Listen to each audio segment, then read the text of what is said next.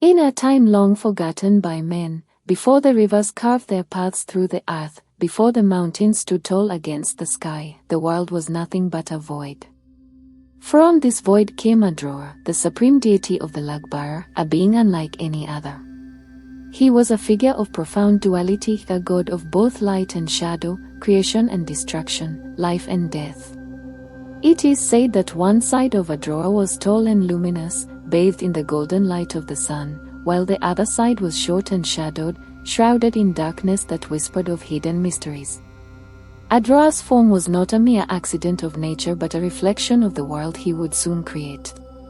For Adroa was both the beginning and the end, the benevolent force that would breathe life into the world, and the chaotic power that could undo all that was made. With his towering, radiant side, he looked up toward the heavens, reaching for the stars that would soon twinkle in the night sky.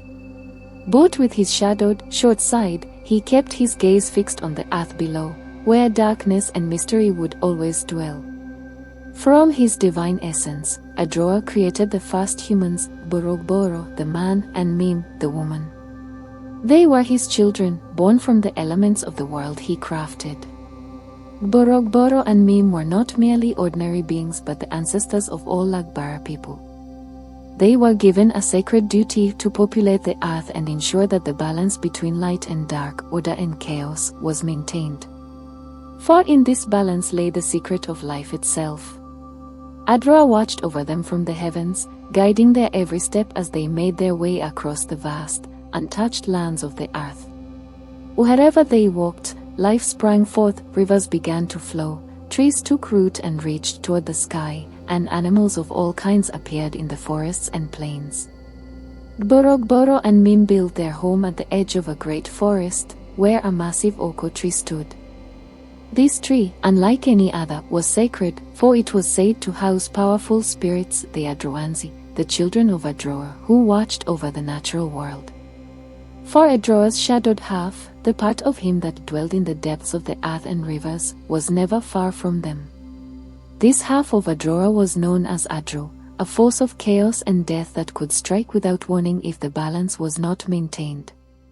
As the seasons turned and the years passed, the Lugbara people began to forget the importance of this balance. They grew complacent in their prosperity, neglecting the rituals and sacrifices that had once kept Adroa's darker side at bay. And so it was that one fateful year, a terrible drought struck the land.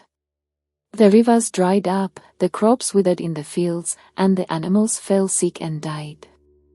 The people were stricken with fear, for they knew that they had angered Adro, the shadow that dwelled in the earth and the water. In their desperation, the villagers turned to the elders and spiritual leaders of the community, seeking guidance on how to restore the balance they had so carelessly disrupted. The elders, wise with the knowledge passed down through generations, knew that only through a great act of devotion could they hope to appease Adro and bring life back to the land. They remembered the teachings of Jackie, the cultural hero and god of rituals, who had once walked among them and shared the secrets of healing and restoration. Jackie had taught them the sacred rituals that honored both sides of Adroa, the rituals that ensured the land would remain fertile, that the rains would fall, and that life would continue to flourish.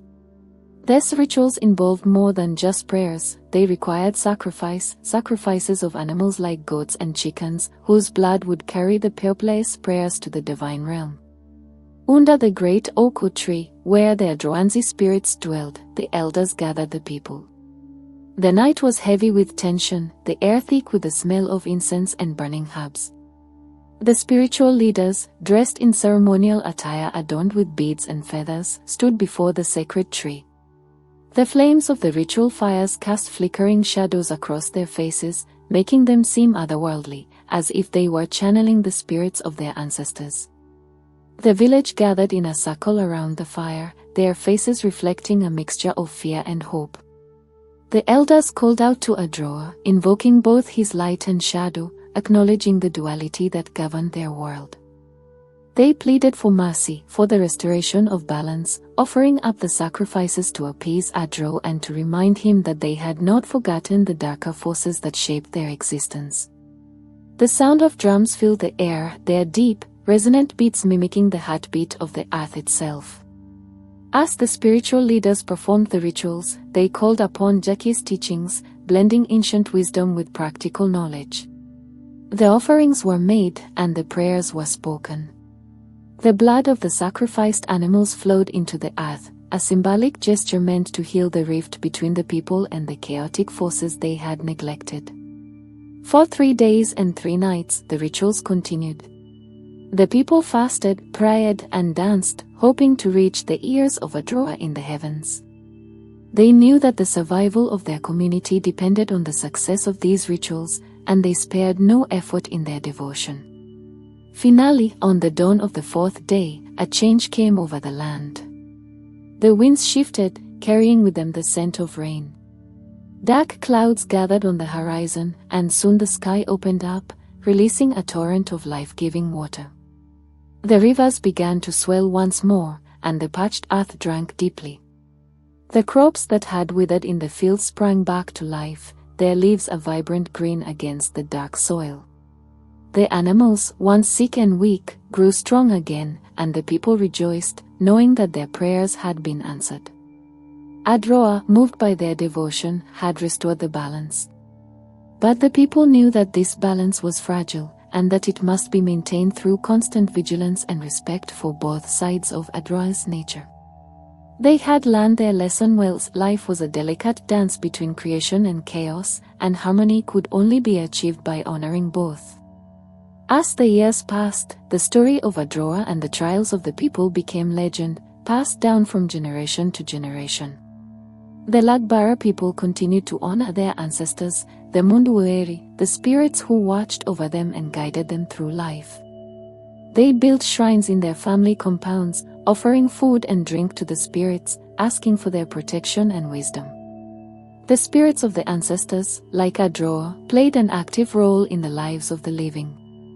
They spoke through dreams, offering guidance and warnings to those who listened.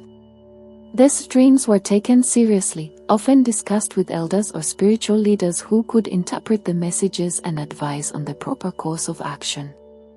And so the Lugbara people thrived, ever mindful of the balance that governed their world.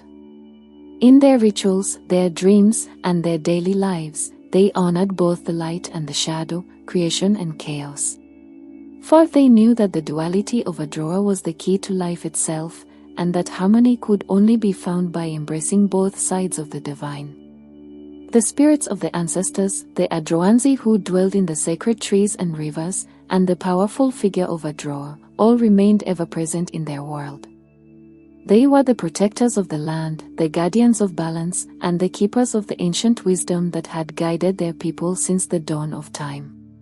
Through their devotion and respect, the Lugbara people ensured that the delicate dance of life would continue, generation after generation, under the watchful eyes of their gods and ancestors.